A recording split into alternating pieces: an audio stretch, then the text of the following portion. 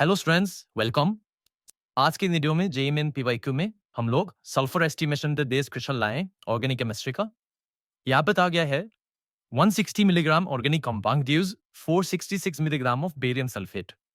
अब अगर उस ऑर्गेनिक कंपाउंड के अंदर सल्फर है तो उस ऑर्गेनिक कंपाउंड से सल्फर बेरियम सल्फेट ने कन्वर्ट हो रहा है। ऑर्गेनिक कंपाउंड का मास गिवन है 116 मिलीग्राम, उससे प्रोड्यूस्ड बेरियम सल्फेट का मास गिवन है 466 मिलीग्राम। तो यहाँ पे बताना है कि उस कंपाउंड में सल्फर का परसेंटेज कितना है। तो उसके लिए हम सबसे पहले क्या करेंगे, बेरियम सल्फेट के मोल्स फाइंड आउट कर लेते हैं।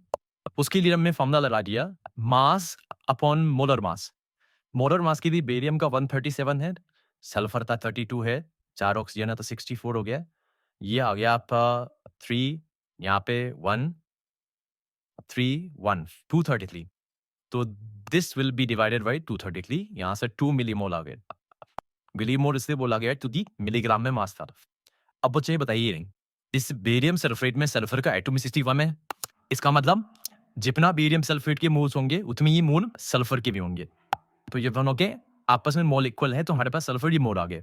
और as per concept of principle of atom conservation, atom जो ऑर्गेनिक कंपाउंड में सल्फर के थे उतने ही उतने उसमें पहुंचे बेरियम सल्फेट में। यानी सल्फर के जो मोल्स हैं वो यहाँ जितने हैं प्रोडक्ट साइड उतने ही कंपाउंड में रहे होंगे।